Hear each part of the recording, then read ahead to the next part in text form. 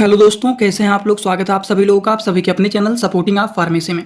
दोस्तों, आज का ये वीडियो आप सभी लोगों के लिए बहुत ही महत्वपूर्ण होने वाला है, क्योंकि आज के इस वीडियो में आप सभी लोगों को बताने वाला हूं प्रेगनेंसी में नहीं इस्तेमाल करने वाली दवाइयों के बारे में। एक वीडियो और बनाऊंगा बहुत जल्द, अगर आपका डिमांड होगा तो उस पर वीडियो जरूर बताऊंगा कि कौन कौन सी ऐसी दवाइयाँ होता है जिनका इस्तेमाल प्रेगनेंसी के केसेस में किया जा सकता है। लेकिन इस वीडियो में आपको डिटेल बताने वाला हूँ कि कौन कौन सी ऐसी दवाइयाँ होती हैं जिनको प्रेगनेंसी के केसेस में नहीं इस्तेमाल किया जाता है। तो इसके बारे में पूरा का पूरा डिटेल बताऊंगा। अगर आप मेडिकल के छात्र हैं या फिर प्रैक्टिस करने वाले छात्र हैं, एक बार इस वीडियो को पूरा देख लेते हैं तो सारी की सारी जानकारी आप सभी लोगों को यहाँ पर हो जाएगा। तो चलिए दोस्तों, वीडियो को स्टार्ट करते हैं बिना देर के। लेकिन स्टार्ट करने से पहले एक महत्वपूर्ण सूचना यह है कि सपोर्टिंग आप फार्मेसी के इस चैनल पर यह वीडियो बनाया जाता है केवल और केवल मेडिकल छात्रों के नॉलेज के लिए। कोई भी दवा अपने से ना इस्तेमाल करें बिना डॉक्टर के सलाह के। सबसे पहले बात समझते हैं एक एक करके सारी मेडिसिन के बारे में हम समझते हैं। सबसे पहले मेडिसिन के बारे में बात करें तो नोजिया एंड वोमिटिंग के मेडिसिन के बारे में बात करेंगे। हिंदी मीडियम में जो लोग हैं, थोड़ा बहुत हिंदी जानना चाहते हैं, वो जान सकते हैं। नोजिया का मतलब होता है जी मचलाना, वोमिटिंग का मतलब होता है उल्टी होना। तो जी मचलाना, उल्टी होना, इस कंडीशन में कुछ ऐसे मेडिसिन होते हैं जो कि प्रेगनेंसी के केसेस में नहीं इस्तेमाल किए जाते हैं, जैसे कि डोमपेरिडोन टैबलेट। डोमपेरिडोन जो होता है, जैसे कि डोमडी हो गया, डीटी हो गया, डोमिस्टाल हो गया, जिसका साल्ट नेम होता है डोमपेरिडोन डिस्पर्सिबल टैबलेट, ये भी है डोमपेरिडोन। तो ये जो मेडिसिन होता है, इनका काम होता है नोजिया एंड वोमिटिंग, इन सारी चीज़ों को ठीक करना। तो अगर किसी का जी मचला रहा है, उल्टी हो रहा है, तो उन सारी चीज़ों में ठीक करने के लिए डोमपेरिडोन टैबलेट का इस्तेमाल किया जाता है। लेकिन इस मेडिसिन का प्रेगनेंसी में यूज नहीं किया जाता है।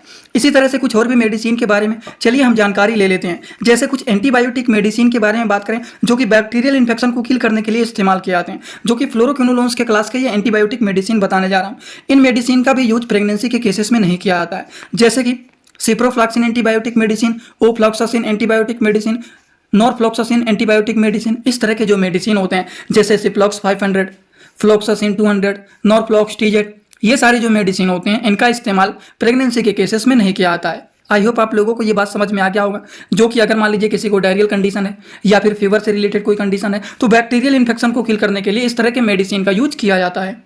लेकिन प्रेगनेंसी के केसेस में इन दवाइयों का यूज नहीं किया जाता है। उसी तरह से कुछ और भी मेडिसिन होता है, जैसे कि हम बात करते हैं कुछ सम अदर एंटीबायोटिक मेडिसिन के बारे में, जो कि वो भी प्रेगनेंसी के केसेस में यूज नहीं किए जाते हैं, जैसे कि tetracycline, oxytetracycline, minocycline, doxycycline, chloramphenicol, gentamicin, streptomycin, kanamycin, ट्रोब्रामाइसिन।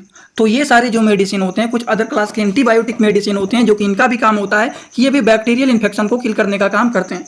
लेकिन प्रेगनेंसी के केसेस में ये भी मेडिसिन यूज किए नहीं जाते हैं।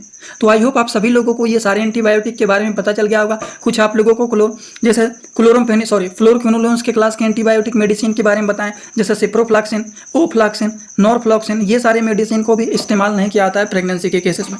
उसी तरह से कुछ अदर भी क्लास के एंटीबायोटिक मेडिसिन में आप लोगों को बताएं, ये भी सारे अलग अलग क्लास के मेडिसिन होते हैं, जो कि इन भी मेडिसिन का यूज प्रेगनेंसी के कंडीशन में नहीं किए जाते हैं।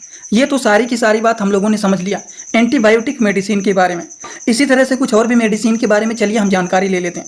जैसे कि मलेरिया के ट्रीटमेंट में एक किट आता है जिसका नाम होता है मैलरिड DS। ये जो मैलरिड होता है टैबलेट, ये मलेरिया फीवर के कंडीशन में यूज किया जाता है, लेकिन इस मेडिसिन का यूज प्रेगनेंसी के कंडीशन में नहीं किया जाता है। ये भी पेशेंट को नहीं देने वाले मेडिसिन होते हैं। ये बातें हो गई मैलरिड टैबलेट के बारे में। उसी तरह से कुछ और भी मेडिसिन के बारे में समझ लेते हैं, जैसे कि पेट में कीड़े पड़ जाते हैं, तो उस कंडीशन में भी बैंडी हो गया, बैंडी प्लस हो गया, जिसमें एल्बेंडाजोल पाया जाता है। तो इस तरह के मेडिसिन जो होता है, इनका भी यूज प्रेगनेंसी के कंडीशन में नहीं किए जाते हैं। अब इस कंडीशन में बहुत सारे, अब यहाँ पर देखिए आप लोगों को दो फायदा हो रहा है। यहाँ पर तो हर प्रकार के मेडिसिन की भी नॉलेज हो रहा है, और कौन कौन से मेडिसिन प्रेगनेंसी में यूज नहीं किए जाते हैं ये भी पता चल रहा है। तो एक वीडियो में आपको दो बेनिफिट मिल रहे हैं, दोनों का फायदा आप लोग उठाइए और वीडियो को पूरा देखें। जैसे कि पेट में कीड़े पड़ जाते हैं तो उसकी दवाइयाँ होती हैं, उसकी दवाइयाँ एल्बेंडाजोल, मेबेंडाजोल, डाईएथिल कार्बामाज़ेपिन। तो ये जो 2-3 प्रकार के मेडिसिन है, ये पेट में कीड़े पड़ जाते हैं तो उस कंडीशन में इस तरह के मेडिसिन का यूज किया जाता है। ये भी जानकारी मिल गया। और प्रेगनेंसी के कंडीशन में इस तरह की दवाइयों का यूज नहीं किया जाता है। ये भी बात हम लोगों को समझ में आ गया।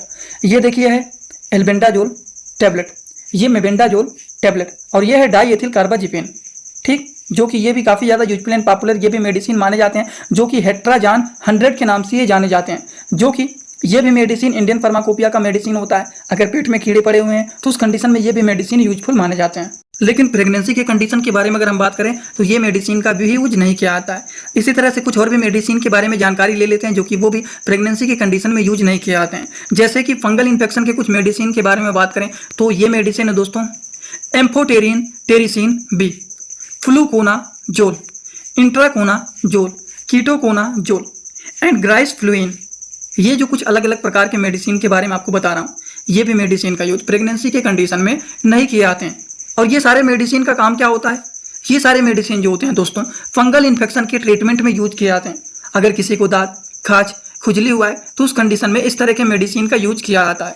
लेकिन प्रेगनेंसी के कंडीशन में बात करें तो इन दवाइयों का यूज नहीं किया जाता है। इसी तरह से मैं आप सभी लोगों के लिए एक बुक बनाया हूं, जिस बुक का नाम है A to Z medicine book. ये दोस्तों जो बुक है ये टोटल 600 पेज का है, जिसमें आप लोगों को टोटल 46 चैप्टर मिल जाएंगे और साथ ही साथ आप लोगों को 46 वीडियो लेक्चर भी मिल जाएगा हर एक चैप्टर का। ये दोस्तों जो बुक है ये टोटल 499 रुपये का है। ये बुक आप लोगों को व्हाट्सएप पर PDF के फॉर्मेट में दिया जाता है। और अगर आप लोग इस बुक को लेना चाहते हैं, अगर आप मेडिकल के छात्र हैं, प्रैक्टिस करने वाले छात्र हैं, तो आप लोग इस वीडियो के कमेंट बॉक्स में जाना, आप लोगों को एक लिंक मिल जाएगा। जब आप उस लिंक पर क्लिक करेंगे तो डायरेक्ट आप व्हाट्सएप पर पहुंचेंगे, उसी ही नंबर पर पेमेंट करना है, वहीं पर आपको बुक और पूरे बुक का वीडियो लेक्चर मिल जाएगा। ये बुक PDF के फॉर्मेट में मिलेगा आप लोगों को। जो लोग लेना चाहते हैं जरूर इस बुक को परचेज करें, जिसमें हजारों प्रकार की दवाइयों का नॉलेज आपको मिल जाएगा। भी मेडिसिन के बारे में चलिए हम जानकारी ले लेते हैं, जो कि वो भी प्रेगनेंसी के कंडीशन में नहीं यूज किए जाते हैं। जैसे कि एंटीवायरल मेडिसिन, जो कि वायरल इन्फेक्शन को किल करने में यूज किए जाते हैं।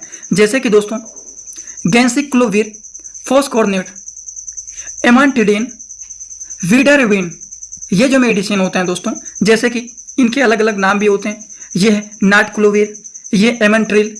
ये जो मेडिसिन होते हैं एंटीवायरल इन्फेक्शन होते हैं, एंटीवायरल के मेडिसिन होते हैं, जो कि वायरल इन्फेक्शन को किल करने वाले ये मेडिसिन माने जाते हैं। ये भी बात आप सभी लोगों को समझ में आ गया होगा। इन दवाइयों के बारे में भी समझ में आ गया होगा कि एक प्रकार के एंटीवायरल मेडिसिन होते हैं। इसी तरह से चलिए कुछ और भी मेडिसिन के बारे में जानकारी ले लेते हैं, जो कि वो भी प्रेगनेंसी के कंडीशन में नहीं यूज किया जाता है। जैसे कि दोस्तों ब्लड प्रेशर के मेडिसिन, जो कि ACE इनहिबिटर मेडिसिन होते हैं, जिसमें रेमिप्रिल हो गया, लिस्नोप्रिल हो गया, कैटोप्रिल हो गया। ये सारे मेडिसिन ACE इनहिबिटर के ब्लड प्रेशर के मेडिसिन होते हैं। इसी तरह से कुछ होते हैं एंजियोटेंसिन एंटागोनिस्ट के मेडिसिन, जैसे कि लोसार्टन, वालसार्टन, ओल्मीसार्टन।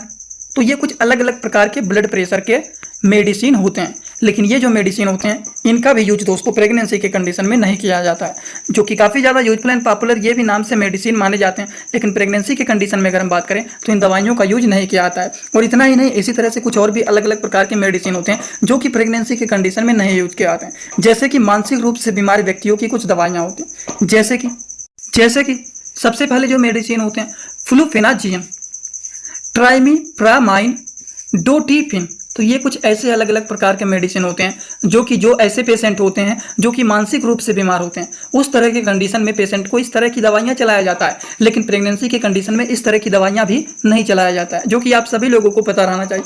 तो कुछ तो नॉलेज बढ़ रहा होगा कि हाँ इस तरह के मेडिसिन इन कंडीशन में यूज किए जाते हैं, ये भी जानकारी मिल रहा है। और हाँ ये भी पता चल रहा है एक बात, इन चीज़ों में इस तरह के मेडिसिन यूज किया जाता है और प्रेगनेंसी में इस तरह के मेडिसिन का यूज नहीं किया जाता है। दो तरह की जानकारी आप लोगों को यहाँ पर हो रहा है और बहुत सारी दवा की जानकारी आपको यहाँ पर हो जाएगा। तो ध्यान से अगर कुछ ना समझ में आए तो कमेंट बॉक्स में जरूर बताइएगा। इसी तरह से कुछ और भी मेडिसिन के बारे में हम जानकारी ले लेते हैं जो कि प्रेगनेंसी के कंडीशन में यूज किए जाते हैं, नहीं यूज किए जाते हैं। जैसे कि कुछ खून को, ब्लड को पतला करने वाले मेडिसिन होते हैं, जैसे कि वारफेरिन हो गया, वारफेरिन मेडिसिन हो गया, फेनिनिडोन हो गया।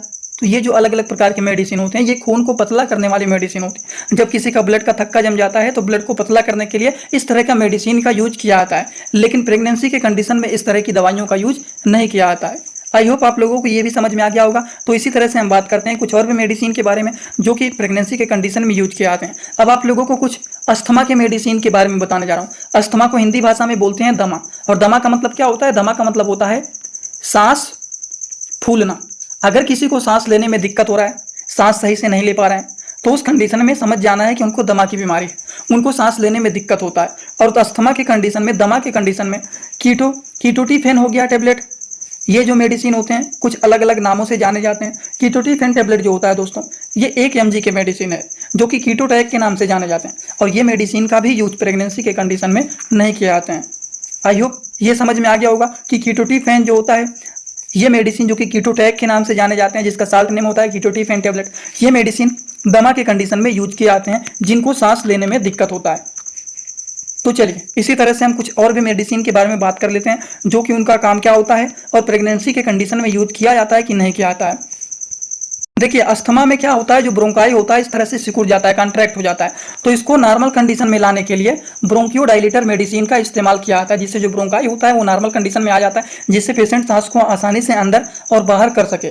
तो अगर आसानी से पेशेंट सांस ले सकेगा तब तो कोई दिक्कत नहीं है, लेकिन अगर यही ब्रोंकाई इस तरह से सिकुड़ जाता है तो सांस लेने में दिक्कत होने लगता है, जिनको बोलते हैं कि उनको दमा की बीमारी हो गया, अस्थमा हो गया है। बात समझ गए आप लोग। और इसी तरह से बहुत सारी दवाइयों के बारे में आप लोगों को मैं बता चुका हूं कि ये सारी दवाइयां प्रेगनेंसी के कंडीशन में यूज नहीं किए जाते हैं। आई होप आप सभी लोगों को ये सारी की सारी बात समझ में आया होगा। अगर आप लोगों को ये सारी बात समझ में आया हो तो सभी लोग सीधा सीधा कमेंट बॉक्स में आएंगे और अपना फीडबैक जरूर देंगे कि आज का ये वीडियो आप सभी लोगों को कैसा लगा। अगर समझ में आया हो तो भी बताइए, अगर किसी को ना भी समझ में आए तो भी एक कमेंट जरूर कर देना कि आपको समझ में आया कि नहीं। जाने से पहले एक बात और, जो लोग हमसे पर्सनली इंस्टाग्राम में जुड़ना चाहते हैं वो भी जुड़ सकते हैं। जुड़ने के लिए सर्च करिए सपोर्टिंग ऑफ फार्मेसी, जो चैनल का पूरा नाम है। फेक आईडी भी आपको मिल सकते हैं, उस आईडी को फॉलो करना जिसके फॉलोअर 1000 या फिर 1200 से ज्यादा फॉलोअर हैं। फॉलोइंग केवल और केवल एक है, वही रियल अकाउंट है। छोटे छोटे कंटेंट वहां पर भी बनाता रहता हूं, अगर जुड़े रहेंगे तो बेनिफिट मिल सकता है। वैसे आगे आपकी मर्जी, आप जुड़ना चाहते हैं कि नहीं जुड़ना चाहते हैं, बेनिफिट लेना चाहते हैं कि नहीं लेना चाहते हैं, वो आपकी मर्जी है। आज का वीडियो यहीं पर होता है कंप्लीट दोस्तों। Thanks for watching, like comment share and subscribe this channel.